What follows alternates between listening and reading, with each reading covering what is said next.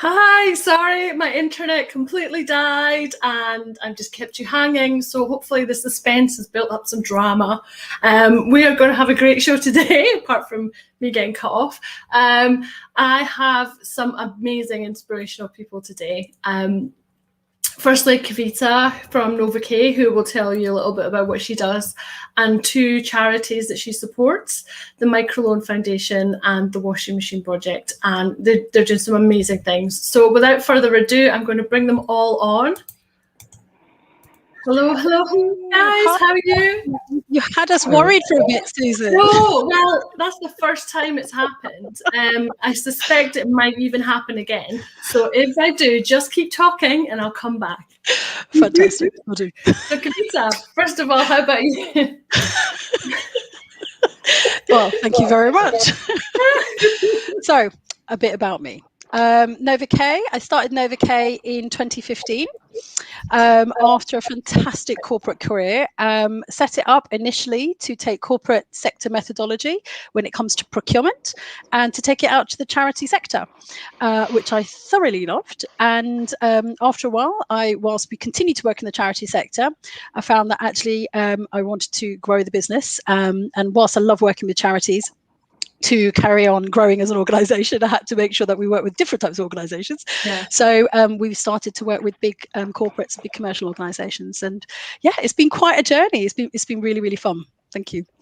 You've done an amazing job of growing your business over the last 7 years.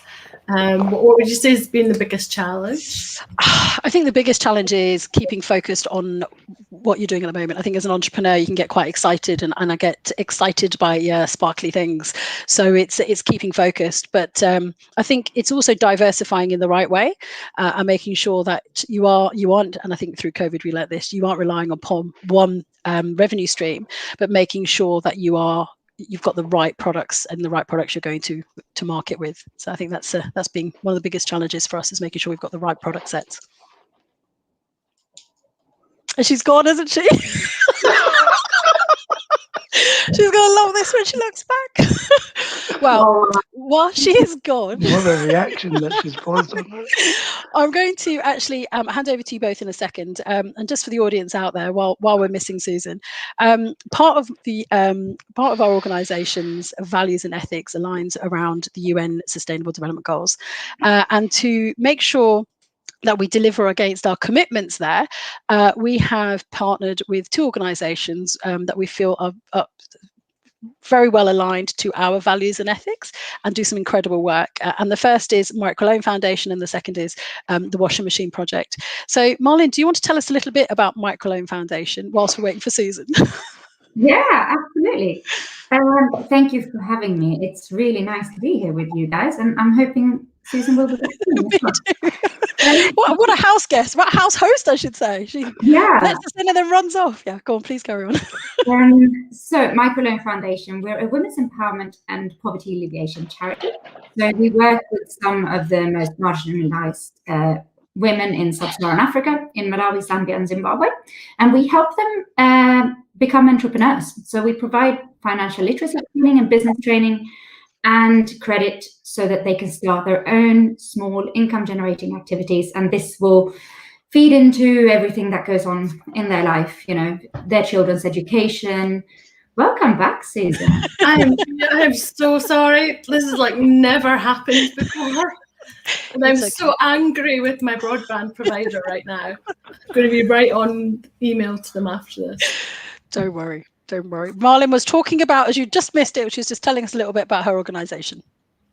Brilliant. Yeah. So basically, the result of the work that we do, we're hoping is social impact for the women and for their children and their entire families, basically, to help them, feed their kids, go to the doctor if they fall ill, and be able to go to school, all that good stuff. So in terms of sustainable development goals, Kavita, because you talked about that as well, for us, it's goal number 1, which is no poverty. It's goal number 2, which is zero hunger, and goal number 5, which is women's Gender equality. Gender equality, yeah, which is exactly why we found you. We found you through the Work for Good platform. So as a small business, we could support you, and we support the Mark Cologne Foundation by every time we win new business, we donate money so that they can help support another woman set up her own micro business and become an entrepreneur. And we love doing that, and we love the impact. And I know that our clients like that as well. And I think they feel very humbled that they've been able to contribute to that. So it's been amazing. But one question I had for you, Marlene, in terms of the amount of people you help, because I know once you help one woman, but that has quite an amazing effect on the local community. Do you have any numbers on that, sort of how many people you've managed to help? Yeah, absolutely. I mean, since we started in 2002, we've helped around 280,000 women start their own small businesses and get training and all that good stuff. And around 1.1 or just over 1.1 million children have increased to food, healthcare, education, all the good stuff. Oh, wow. Wow. That is amazing. The crazy thing is, in the middle of the pandemic, we still managed to support more women than we ever have before in 1 year. Last year, we helped 85,000 female entrepreneurs in 2020, which was a tough year, I can tell you. Oh my goodness, that is incredible. Wow. It's amazing. Yeah. What about Nav? Have we spoken to Nav yet? No. I felt like We haven't gone that long. I really did feel like I was away for a very long time. Amazing. Well, thanks for having me, Susan. Thanks, Kavita, for the invite. And Marlon, it's amazing to hear about the Mark Cologne Foundation. My name is Nav. It means new in Punjabi, if anyone's interested. And I'm an engineer. I studied aerospace engineering. I went to the most successful, innovative company in the world, Dyson, as a graduate engineer, where I worked for 3 years. But about 3 years after, I got kind of fed up of making vacuum cleaners for rich people. So I decided to quit my job and go on sabbatical to make clean and efficient cook stoves in South India for people who use solid fuels to cook their food. And there I became really good friends with my next door neighbor, a lady called Divya. And Divya's everyday struggles with cooking and cleaning, fetching wood and hand washing clothes really kind of hit home to me that there's so many people in the world today that don't have very much, and it's engineers like myself that could create solutions for people like Divya. So I promised her a manual washing machine, and we started the washing machine project 2.5 years ago. And we're a social enterprise that make manual washing machines that save time, water, and effort for people like Divya. Over the last 2 years, we've partnered up with people like the UN and Oxfam. We've created a prototype that we've distributed with Oxfam in Mosul in Iraq, and we save 75% of water and 50% of time compared to hand washing clothes. And this week we've announced a really major partnership with Electric Components that's going to see 7,500 washing machines distributed in 10 countries, helping 100,000 people. So yeah, quite a significant journey, but it's all thanks to supporters like NovaK, Smart Resources, and just the kind people that have helped us along the way. You did that. That's amazing, isn't it? Yeah, it's just incredible. And you're all over the place. You're on the BBC, you're on the radio, you're everywhere at the moment now. Yeah, but to be honest, all I wanted to do was make a washing machine for my friend Divya. So it's pretty surreal that we're having a conversation like this with each other. But yeah, for me personally, my father died when I was very young, and I've always grown up around women, so I really understand the importance of women empowerment. That's why I was really avidly taking notes when Marlon was speaking, because it's really kind of beautiful. These organizations that really help women around them. That's something that's a personal interest and passion of mine. Oh, wow. Well, how do you follow that, Susan? Well, actually, I've got loads of questions. I think it's the lip about syncing my- video, I think. Yeah.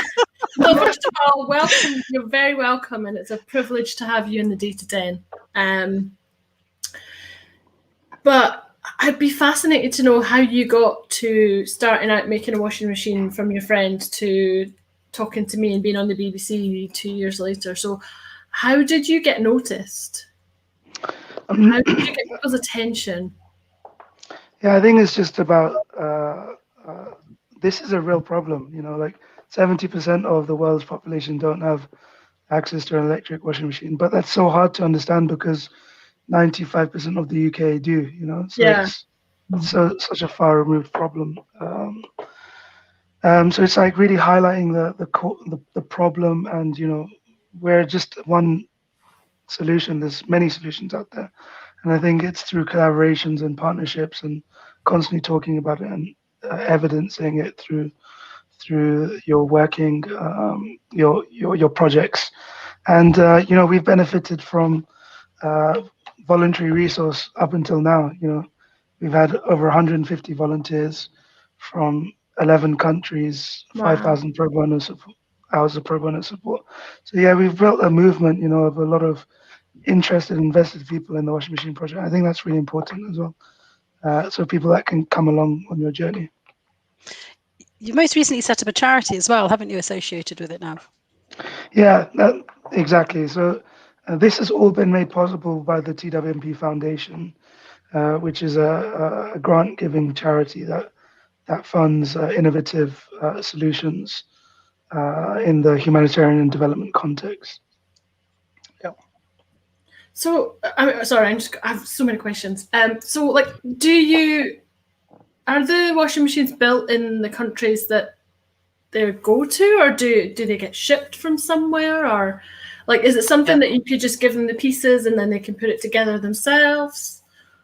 Yeah, and this is something that's really, really interesting, which is why I'm so interested in talking to Marlon after this, which is, you know, we're in the kind of industry of making impact as much as possible, creating sustainable solutions. Right now, they're being made here in the UK, but we don't think that that's a kind of long-term sustainable solution.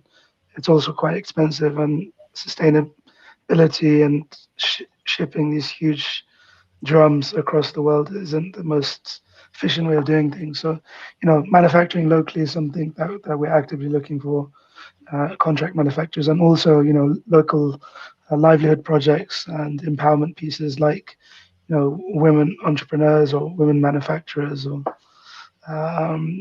women microfinancing models or female entrepreneurship that sell our washing machines or distribute them. Amazing.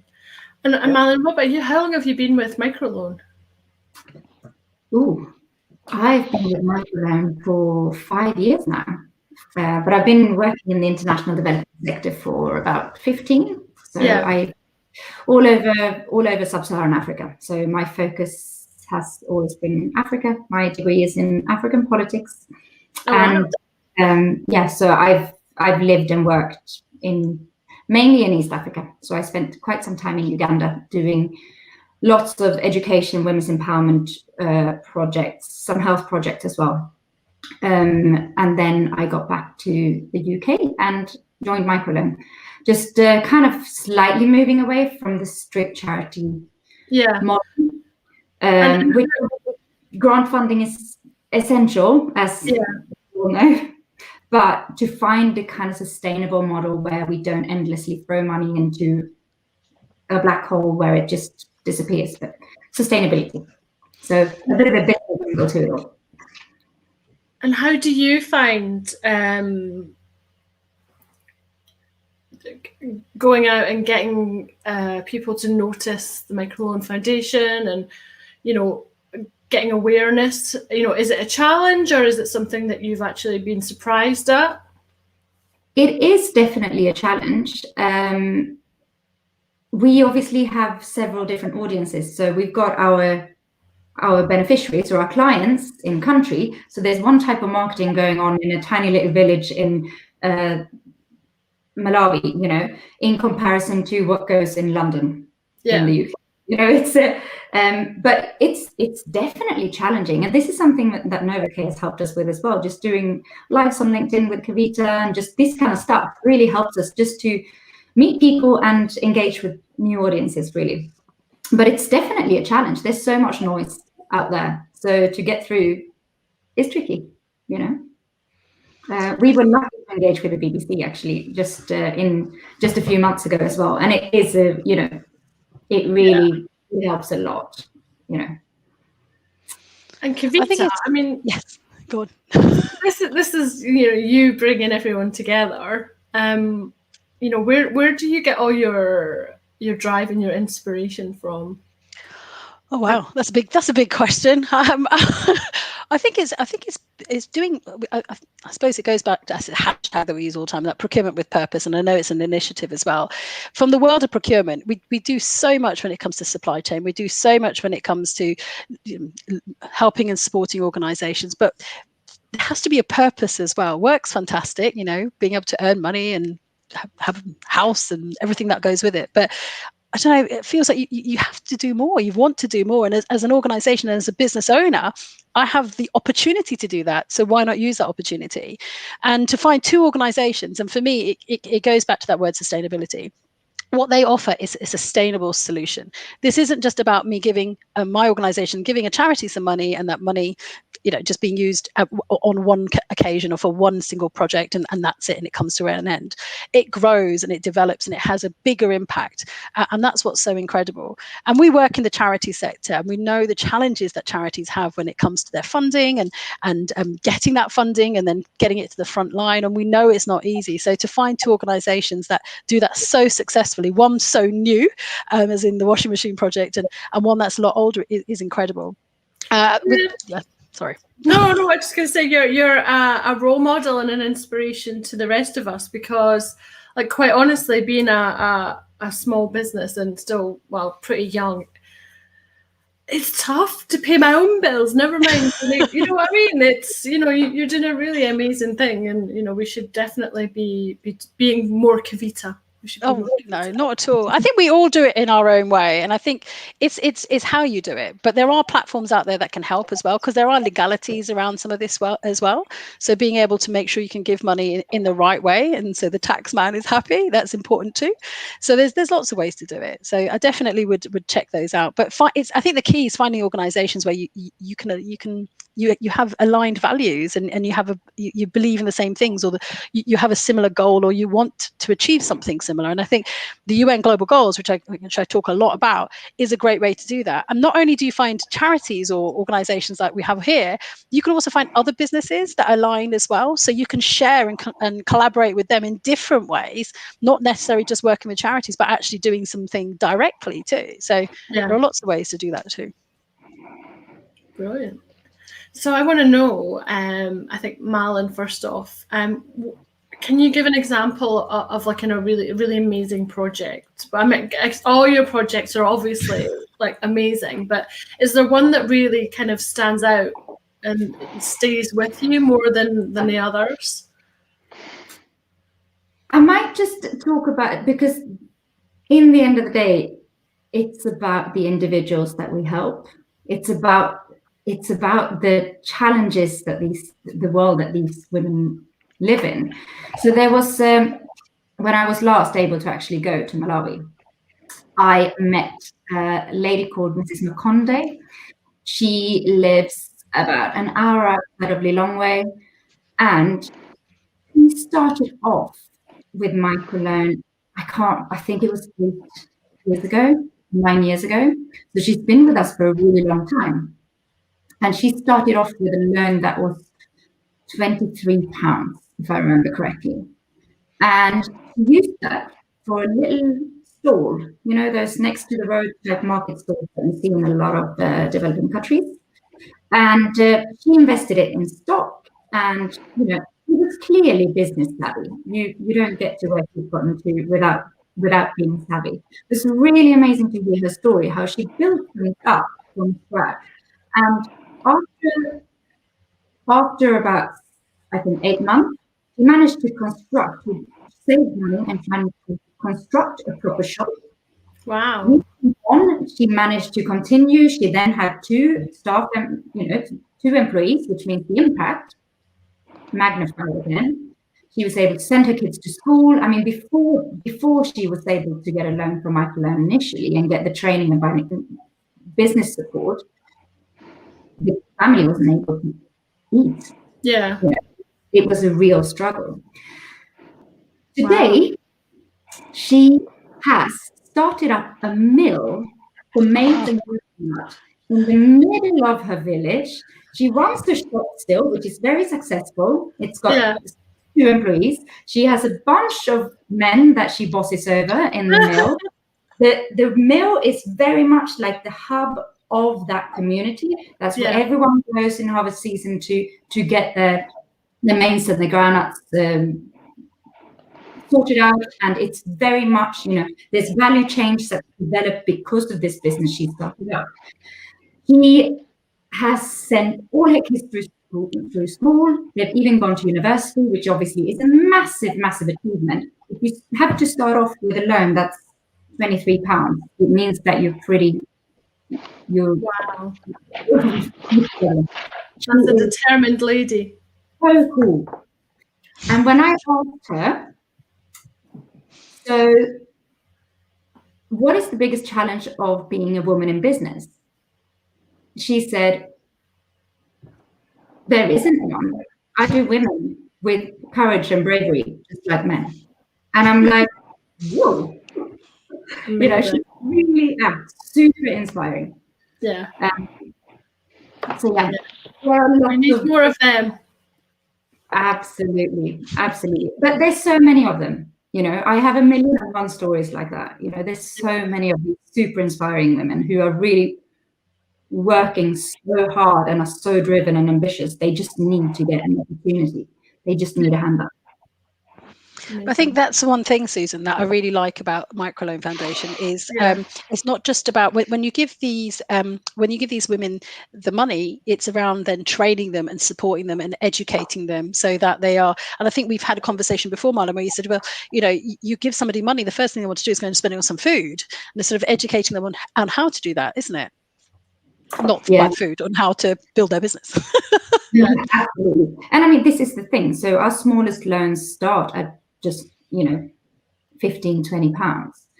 And if you're surviving on £1 a day, 87% of the women that we serve live on less than $2.50 a day. And half of them live below the extreme poverty line, which is $1.25, the old extreme poverty line, actually. So even if it's just something that's quite a small amount of money for us, but if you're struggling to feed your family, the first thing you're going to do is buy food, right? And we basically provide training for 2 months before the women get access to a loan on how they can find a long-term solution. And it's not just giving them a loan, then they need to have, like anyone who started a business, Susan and Kavita, you will know, I'm sure you agree that if we could have had someone telling us what to do and guide us along the way in those initial years, it would have made a massive difference, right? And it's the same thing for these women. These women are super driven. They know what they want to do. They have a business plan. They just need a little bit of guidance. Yeah. So, yeah. And Nat, what about you? I mean, how big are your washing machines? Like, is it something that's for an individual house? Is it for a community, or how does it work? Yeah. So currently our washing machines have a 5 kg drum capacity. Your electric washing machine at home has a 5 to 7 kg capacity. So it's pretty similar in that sense. It takes about 20 to 30 liters right now. Your washing machine at home would take about 60, 70 liters. Really? God, we need to swap them out. Really inefficient. It's a good workout as well. Yeah, isn't it? Just. That's a whole new revenue stream, right? Yeah. Exactly. The washing machine workout. I can see Yeah, it. I love that. There's bicycles with washing machines on them as well, if you give them a Google. But I think so we're making a standalone solution for domestic households, but more and more we're talking to really, really large companies that make detergent around the world, and they're really interested in this kind of paper wash community-based model that have entrepreneurs running them. That you could help alleviate this entrepreneur, and you could also support this kind of community. You can add it to another existing service, and I think that is a bit more of a sustainable approach. So there's various different models that you could approach in this. So it's like you could be making a laundrette almost as well. Yeah. Our prototypes are named after the inspiration, so they're actually called the Divya. So we made the Divya 1 last year. We're making the Divya 2 this year, and the Divya laundrettes in the years to come. So that's I amazing. love that. Yeah. Yeah. That is so. So you've touched a bit on the future there. What else does the future hold for you? Well, I mean, look at all the research, and it suggests that women are adversely affected when it comes to unpaid labor. If you're a woman around the world, no matter where you are, you're affected when it comes to unpaid labor, and it's really unfair, and it should stop. And we're here to equalize that problem. So cooking, cleaning, childbearing, we want to alleviate those tasks so that anyone can do them, and it will be easier for everyone. So we're looking at off-the-grid refrigeration so that you can store food, so you don't have to go to supermarkets often. So how do you maintain a 3-degree temperature for 24 hours without using And they need power? to change your name. It wouldn't just be the washing machine anymore. Yeah, the humanitarian project or something along those lines. Like air conditioning. I've been in refugee camps in Iraq and Jordan where the temperatures go up to 45, 46 degrees inside these tents. There's no air conditioning. There's no fans, and it's you're burning. It's I'm it's so Scottish, hot. and I struggle with 30 degrees in England. Yeah, So I it's can't even imagine. That must it's breathe unbearable, must be hard. and it's just unbearable. And for me as an engineer, working at big technology companies, car companies in my previous lives, I think it's just such a waste of talent for so many bright, brilliant people working on things that people already have. Yeah, that's a great point, actually. Yeah. You're So that's what collaborating we're with a doing. few other organisations, aren't you? There was a kitchen project that you were talking about recently. What was that one about? Yeah, so we really think, so we can't do this alone. This is a huge, massive problem. We welcome competition. The more the merrier.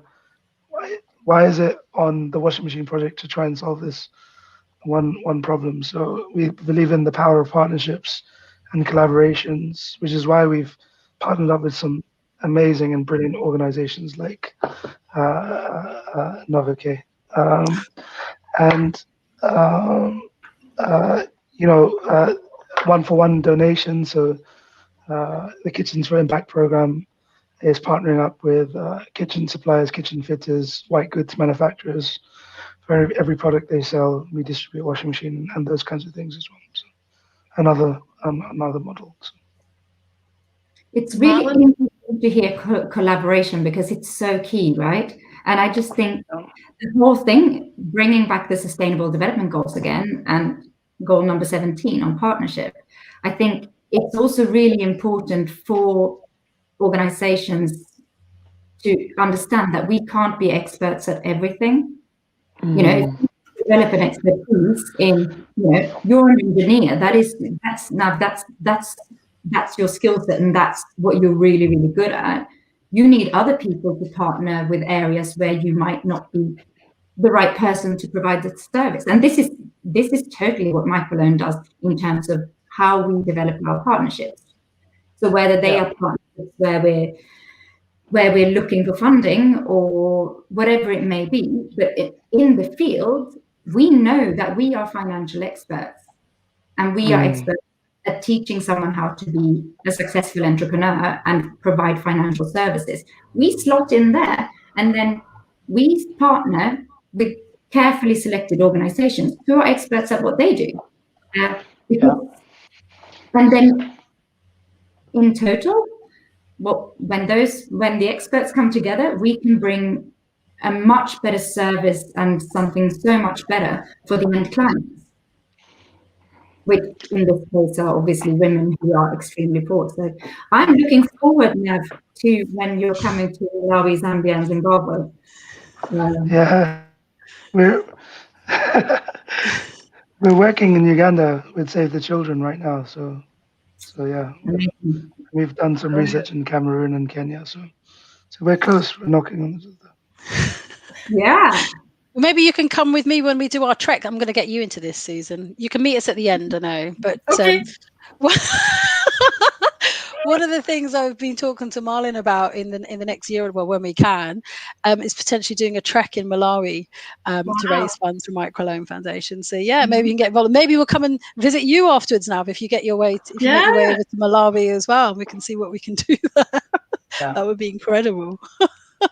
Great. And what about the future for Microloan? Any great plans for world domination, or? I mean, obviously that's always on the cards. Yeah. But, you know, we are actually, a lot of the work that we're doing at the moment is looking at digitalizing our services and what we do quite a lot. In Malawi, we are still providing loans via cash, which during COVID has created a lot of challenges. And it's just generally, it's time consuming, it's not safe for the clients or for our staff. And there's so many challenges, you know, it's inefficient, but this is not being the infrastructure existing in the country for us to do that. We're now looking at developing this, and hopefully by the end of the year, all our clients will at least have the option to use mobile money in Malawi. And the reason for this, I mean, obviously there's mobile money in Malawi, it's just that we work in really remote rural areas, and a lot of the women are extremely poor. So even things like not being able to read or write makes it complicated, even to use a mobile phone, and they might not have access to a mobile phone. But we've realized that now is the time. We've finally come to a point in Malawi where we can start digitally. And we're doing the same in Zambia. We're already all 100% of the clients get their loans through mobile money, and we're doing lots of new exciting digital developments for saving products, and hopefully insurance is next on the line for us. So all the kind of stuff that we sort of take for granted here in the UK is financial products that women just don't have access to. And I think, yeah, it's lots of exciting stuff on the horizon, really. Has Susan frozen? We're not doing very well today. None of our connections are as great as they can be. Maybe there's a national issue. Pausing is like really kind of. It's perfect. Perfectly paused. Really flattering pauses. Wow. I think we can agree. Yeah. I hope she'll be back soon. Well, while she's gone, over to you now. What's a little bit more about the future? Where will we see you next? I think you're going to be back on the BBC soon. Yeah, I mean, so the immediate future is just focusing on this next pilot. We have another 30 machines going out in a refugee camp in Iraq with the support of Care International. And then, yeah, we're going to be mass rolling out washing machines next summer. And we're doing pilots in Jordan in a camp there, and Vanuatu. If anyone has been to Vanuatu, it's an island off the coast of Australia. Oh, wow. Some of the best surf waves in the world. I take it you'll be going there personally carrying a washing machine. No, but it's actually facing some real sustainability issues, some real problems with sustainability, and the government have recently introduced what is called a disposable a nappy ban. So you're only allowed to use reusable nappies. So there's going to be a big increase on need for washing machines and things like that. So yeah, we're doing some work out there. But yeah, that's what we're doing. I think just with increased need, you have that whole issue around water, don't you? And I think that's what's so incredible with what you do, is being able to reduce that amount of water. Because what other choices are they going to have if most of the population, oh, she's back again, don't have access to fresh water? Hello, Susan. First world problems. It's like the hokey cokey here. Oh, she got again. This is going to be brilliant. To watch. Afterwards, when she looks back. Anyway, well, just while you both are here, I've thoroughly enjoyed supporting both of your organisations. Now, I know last year, what really attracted me to your organisation was just I saw lots of posts out, and you were trying to hit your first 10,000 at that time, and I thought I kept logging in and having a look. We'd donated a little bit, and I thought they're not getting to this 10,000, and I thought, right, I'm going to do it. I'm going to help them get over that line. So I was so pleased to get involved to help you achieve that number, and I've just been hooked since. I mean, it's just been a project that I've just thought, oh my goodness, we can do so much here to help you. So thank you, and thank you for having us along as partners. Is Susan back yet? She's still not back yet, is she? This is fascinating. So, Marlene, do you want to tell us about some of the events and stuff you've got lined up in the next few months, or ways people can get involved, or even businesses can get involved to help support you? Yeah, lots of exciting things happening. There are, of course, things like the London Marathon, which is now happening in October, and the Royal Parks Half Marathon. So anyone who likes that whole running malarkey, they can go wild. Anyone who likes climbing mountains can obviously go with you and me, as we are going to go up that mountain in Malawi. I think it's scheduled for June 2022. So okay. by the time better start planning. And throughout the month of June this year, we are actually doing a whole month of well-being events. So this is looking at stress, sleep, mental health, and all that kind of good stuff. Hello, Susan. This isn't even funny anymore. It's very funny. I want to pay off my bill. I'm going to say Dave sent me some lovely messages. He's telling me I've filled in really well. So maybe I can be a substitute host for you sometimes, Susan. Maybe, yeah. Do you know what I mean? I think so. Yeah. I was just asking Marlene about events and how to support the organisation. And Marlene, other than events, is there any other ways that businesses, large or small, can help support you and contribute to the work that you do? Absolutely. I mean, I would say the best way forward is always to get in touch with us and see if you're a small organisation. It's best to just have a chat with us and see how can we create something that's tailored, that suits your business, that suits us, where you're raising money for us and have a real impact. Because there's other ways, there's raising awareness for our work and all that kind of stuff all comes together. So yeah, and of course, there's always the very, very simple thing of going to our website and making a donation. Yeah, of course. The easiest way. Yeah. And I think someone from Microloan is in the chat, so if they can put your website up, I'll put it on the screen. That'd be amazing. I think is it Maria in your team, Marlene? I believe it may be Maria. Fantastic. Maria, if you want to give the website, that'd be amazing. Thank you, Susan. No pressure. And Nav hasn't shared, so I don't know, Nav, do you want to tell us about how to support your organisation? I think the call to action for everyone listening is really to get behind the Washing Machine Project and the Microloan Foundation, because actually, there's so much good that's happening in the world, and people just need organizations just need support in, it's just effective to just engage in the content online. If you don't like or follow or share the Washing Machine Project organization on the social media handles, please do. So, as well as the Microloan Foundation as well. And the momentum is really building on the Washing Machine Project. We're going from strength to strength, more huge partnerships to announce in the future. And just come on the journey with us, because it's going to be really, really fun. And we're going to help loads of people on the journey as well. And we can donate on your website as well, correct? Correct, yeah. I'll give a link right now, yeah. £50 £50 is a washing machine that will give back 750 hours to a person hand washing their clothes on their hands and knees. That's amazing. So, yeah. And saves so much water as well, which is amazing. Correct. Yeah. We I keep looking at sorry. so much. No, Marla, I keep looking at Susan's face and wondering if she has frozen again or not, which I think she may have done. Sorry, please go ahead. Yep, it's really amazing now to see that, to hear that it's just £50. It's such a life-changing impact for these women and for the families.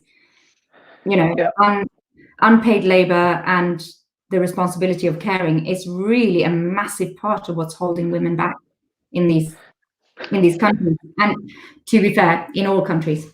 So, and I think being able to share the actual value and say, look, £50, if this is what you can achieve, or in your situation, Marla, when we talk about how much to give to help, how much would help a woman set up a business, and I think it's about £80. Is that right?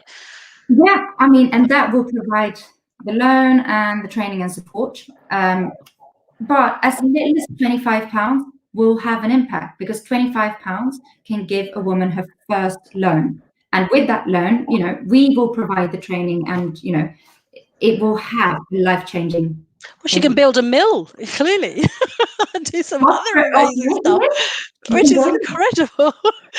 Now, I think we're waiting for Susan to come back, and there are a few people in the chat, so I don't know if anybody wants to ask a question.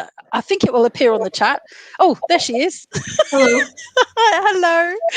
I was just wondering if anybody had any questions and they wanted to ask them. I have lost everything because I have been in and out so much. Never mind. Amazing.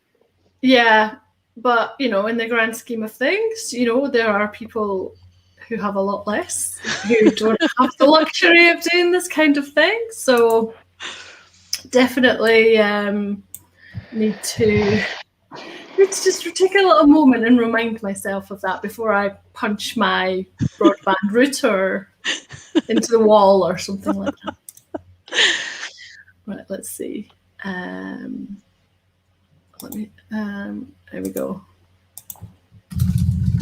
Do this. Do this. And do this. There we go. There's not much of a space between them, but they're both there. Fantastic. Thank you for sharing that. It's been an interesting Monday session with you, Susan. Yeah. This live thing is also, you can edit it or cut it or anything now. It's gone, isn't it? Yeah, it's out there. It's out there forever. Forever but anyway, and ever and you know, ever. it's not about me today. It's about the work that these lovely guys are doing and promoting them. So it's your stage today anyway, so it's fine. Well, thank you very much. So we've talked about donations. If there was like your dream company out there to come and support you and sponsor you, do you have a dream company, or are you allowed to have a dream company? Is it just anyone? Do you have a wish list or something that you get to tick them off when they come in? Like a vision board, right? Yeah. Yeah, I think, I mean, it's surreal that for me, every company is a bonus. Yeah. I think you might have. Oh. What have you done to Nav now, Susan? Oh, I didn't. It wasn't me. You just winded me up now, aren't you? No, there he's back now. I was just saying that, you know, I think it's just phenomenal that organizations are getting behind cool and innovative organizations like ours and the Microloan Foundation, because it's really needed. You know, I think gone are the days where you're trying to cater to the 1% of the world. You know, there's a really growing middle class. Over the next 100 years, it's going to be really important. Creating solutions, creating businesses for there's people left behind. You know, it's just So I think any and all organizations that get on board is a good thing for the Washing Machine Project. Yeah, absolutely. I couldn't agree more. It's rethinking for not just individual organizations, but our system in whole needs to be, we probably need to rethink how we do things to cater for everyone and make sure that it's more inclusive. So. Sounds good. And Peter is just asking, how are you finding fundraising events being impacted for your organisations? Because there's not much live events going on. Have you had to move everything online or completely stop? Or, I mean, it sounds like you've been really busy, Malin, in the last year, and it doesn't seem to have, thankfully, impacted you too much.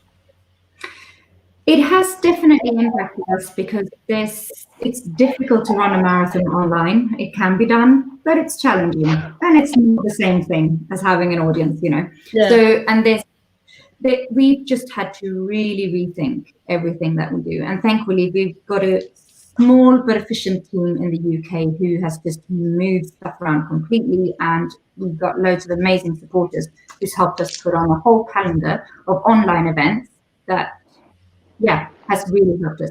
But I mean, I think the challenge is also, you know, we were able to achieve or actually exceed our fundraising targets last year. For us, the challenge is when there's an economic crisis that has a massive impact on our operations in Africa.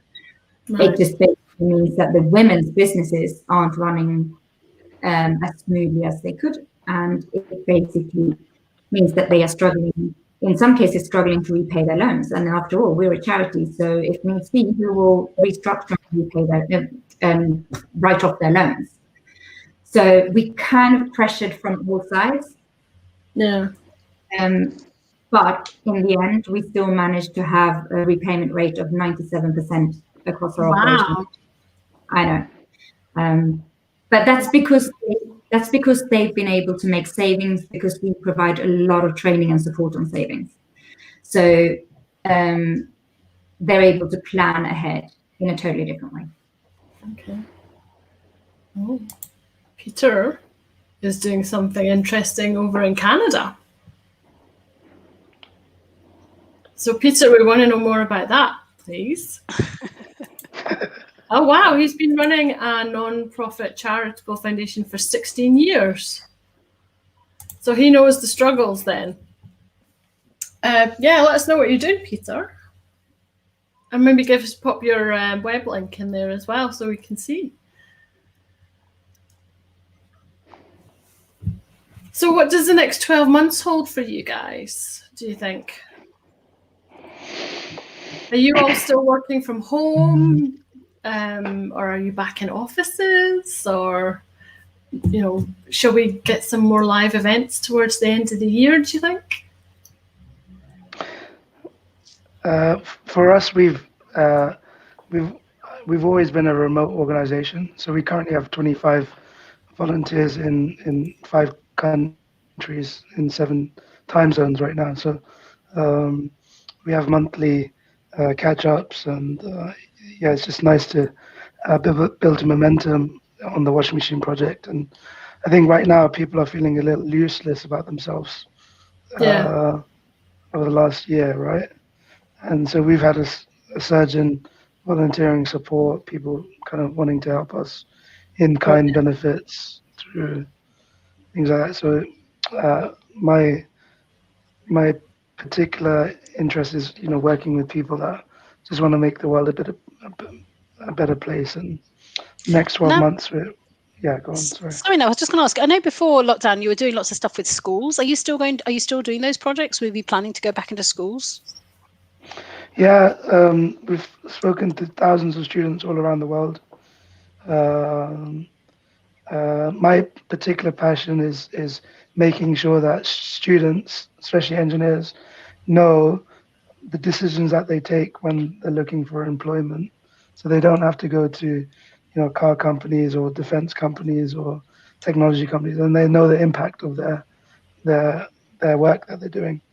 And so, you know, teaching people about innovation for poor people or bottom of the pyramid or things like that is really important. So we've collaborated with 5 or 6 universities. We've taken on students over the last year who have done their master's thesis with us and things. And yeah, we continue to do that. When I did a talk at Brunel a couple of weeks ago, and doing a few talks in the future as well. So yeah, we'll definitely continue to do that in the future.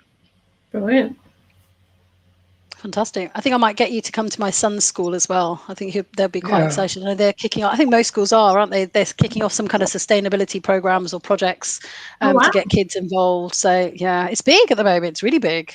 I think they have a club, some kind of sustainability or environmental club where you get to work on specific projects and stuff. It's really kind of Wow. cool. When I was at school, we had the Smarties that had the massive food colorants in there and bouncing off the walls. How times have changed. Really? I remember learning about the rainforests and everything when I was at school. In fact, it was learning about the rainforests when I was 11 that turned me vegetarian. And I've been Amazing. and I've been vegetarian for like 30 years now, maybe 31 years. Oh I'm my just giving goodness. away my age, but yeah, a long time. Oh. I remember, like, I don't know why it always sticks with me. Like when I was in my teens, remember the Butter Mountain, the big in Europe. We used to talk about the big, like, food supplies, like just there's like a butter mountain somewhere in Europe because there's so much overstock of butter. Remember that? No. Do you know that? No. That was like a huge thing. Yeah. Am I older than all of you? No, you're not. I wonder where you got that one from. Maybe it was on the different national curriculum. I don't know. Yeah. I'm sure there's a whole bit in my degree about it. Possibly. Oh, well. Yeah. So that always stuck with me. Like, where did it all go? On crumpets. Yeah. So I am scared to go any further in case I get cut again. So I might just wind it up here because I don't want you to be left here for another however long. And then you're like, I need to go. I've got something to do. So I would like to say I'm very sorry that I've been popping in and out. Thank you so much for coming on and sharing your stories today. Thank you to Kavita for pulling this all together and being an excellent stand-in. Well, you have to go back and watch. You're not sure what I said about you now. I trust you. If anyone wants to get hold of you guys, what's the best way to get in touch? For me, it's hello@thewashingmachineproject.org, or just add one of us on LinkedIn and we'll follow it up. Okay, thank you. Malin? Yeah, you can find me with my very complicated surname on LinkedIn. It shouldn't be too difficult. And contact@mlf.org.uk is where we are. Well, that's easy. Good. Excuse me. Oh, it's all going on today. All the drama. Kavita, yes. what about you and Novacay? How can people get hold of you guys? Find us on LinkedIn. Come and find us on LinkedIn. Click with us. And obviously you can go to Novacay and obviously the new business, Smart Resources as well. So please do go and check that out too. And I'll tell you about that on another occasion, Susan, once we're further down the journey. Finally, Peter, who was saying he's been running his own charity, they bring children to Disney World. Wow. Land every year, but they haven't been able to recently, which is a shame, but I'm sure they'll be back with a vengeance very soon.